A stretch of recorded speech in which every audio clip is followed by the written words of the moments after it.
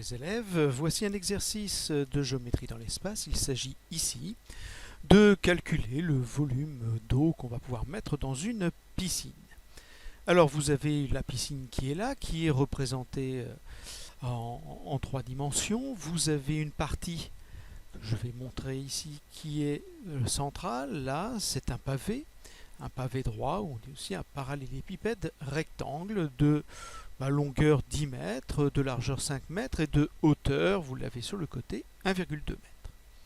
Donc son volume n'est pas très compliqué à calculer, on applique la formule. Vous avez ici sur la gauche un demi-cylindre dont vous connaissez le diamètre et la hauteur qui est toujours 1,2 mètres. Et enfin, nous avons ici un prisme à base triangulaire.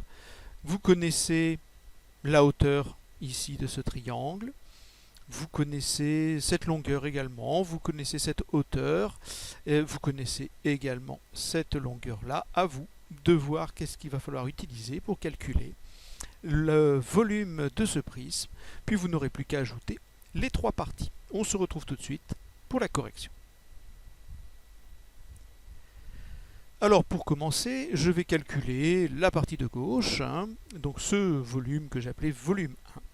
C'est un demi-cylindre, donc nous allons utiliser la formule du cylindre, du volume d'un cylindre, et nous on va le diviser par 2. Le volume d'un cylindre, ça se calcule en faisant l'aire du disque multiplié par la hauteur. Or, l'aire d'un disque, c'est donné par la formule pi fois le rayon au carré. Donc nous avons ici un demi-disque, on a donc l'aire du disque fois la hauteur, divisé par 2 ou multiplié par un demi. L'aire du disque, je viens de le dire, c'est pi fois le rayon au carré. Le rayon ici, on connaît le diamètre qui vaut 5 mètres, donc le rayon sera de 2,5 mètres. Un demi, puisqu'on a un demi-disque, pi fois le rayon au carré, fois la hauteur 1,2 ici. J'ai pris une calculatrice, j'obtiens environ 11,781 mètres cubes. Le deuxième volume que je vais calculer, c'est mon parallélépipède rectangle.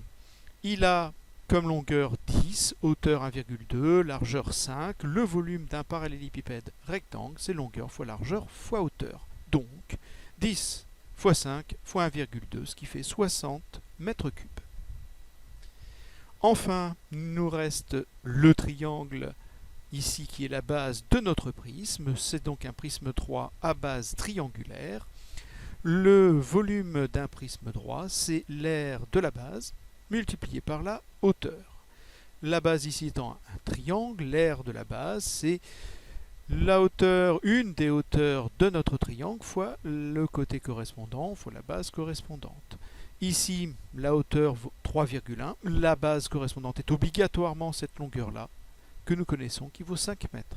Il ne fallait pas utiliser le 4 mètres qui ne nous sert pas dans cet exercice. On obtient donc l'aire d'un triangle, la hauteur fois la base correspondante divisé par 2, donc 3,1 fois 5 divisé par 2. Et pour avoir le volume, nous multiplions par la hauteur du prisme qui est 1,2. On obtient 9,3 mètres cubes. Pour avoir le volume complet de notre piscine, nous allons ajouter les 3 volumes, V1 plus V2 plus V3, ce qui nous donne environ 81,081 mètres cubes. Mais on vous demandait de donner le résultat en litres. Il va donc falloir transformer des mètres cubes en litres. Pour ça, j'utilise le tableau de correspondance ici. Vous devez tous savoir qu'un décimètre cube vaut 1 litre. Donc, dans la colonne de droite des unités des décimètres cubes, j'ai les litres. Ensuite, j'ai mis d'abord les millimètres cubes, centimètres cubes, décimètres cubes, etc. Vous avez 3 colonnes par unité. Et ensuite, j'ai mis ici en rouge les litres, correspondant à 1 décimètre cube, c'est 1 litre. Puis les décilitres, centilitres, etc. On avait trouvé 81,081 mètres cubes, donc ma virgule est bien dans la colonne de droite des mètres cubes. Je vais transformer ça en décimètres cubes, ce qui va faire 81 081 décimètres cubes, c'est-à-dire 81 081 litres. Voilà pour cet exercice.